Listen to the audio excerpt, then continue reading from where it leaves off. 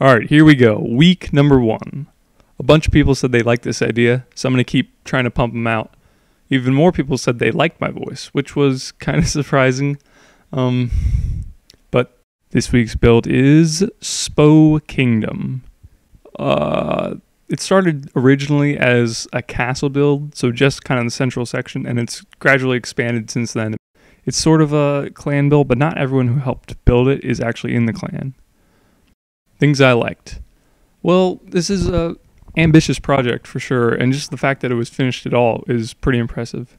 I like the layout of this build, with the moat around the main town and the little harbor. I think that's neat. All the buildings and farms in the surrounding area are pretty cool also. Most, if not all, of the buildings have some parkour/platforming elements, which is probably my favorite thing about this build. Clearly, there's some inspiration taken from Assassin's Creed. The reason I really like these elements is because as soon as I started jumping around the buildings, I thought, wow, how awesome would it be to play a giant siege? To make me instantly think that, like, how can I use this build? What can I do with this build?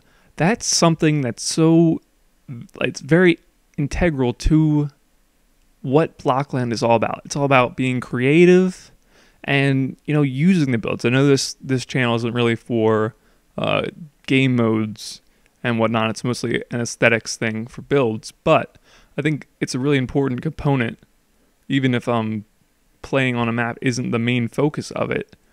To have it have that quality is really cool. It's really impressive, and that's why I think it should be default, not necessarily because it's a great build or because it uses only default bricks, even though it does have both those things. Alright, now some of the things that could be improved. The layout of the trees really doesn't look that even.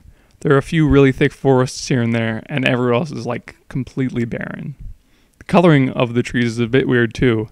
I think you should swap out the middle green ones with the darker green, because just as they are, they blend into the terrain too much. It looks not as good as it could be. The other main thing is the buildings. While the quantity sort of makes up for it, they're just all kind of plain, and they look pretty similar. Even the main castle, the focal point, is just square. The coolest thing about this build is the entirety of it as a whole, not as a collection of details.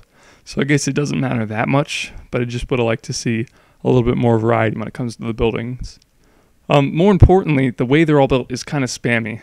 I understand that it's a stylistic choice, but the only place it really adds to is the brick count. Also, sometimes when you're trying to jump next to a wall, it'll get stuck from that wall jumping glitch, and it's pretty annoying. Before I end this though, I'd like to say that even though the last 2 weeks have been really big, grandiose builds, I'd also love to have a smaller build on this channel too. As long as it's interesting and there's enough for me to say about it, I'd love to feature it. But that's all I got for now. Be back next week. Peace out.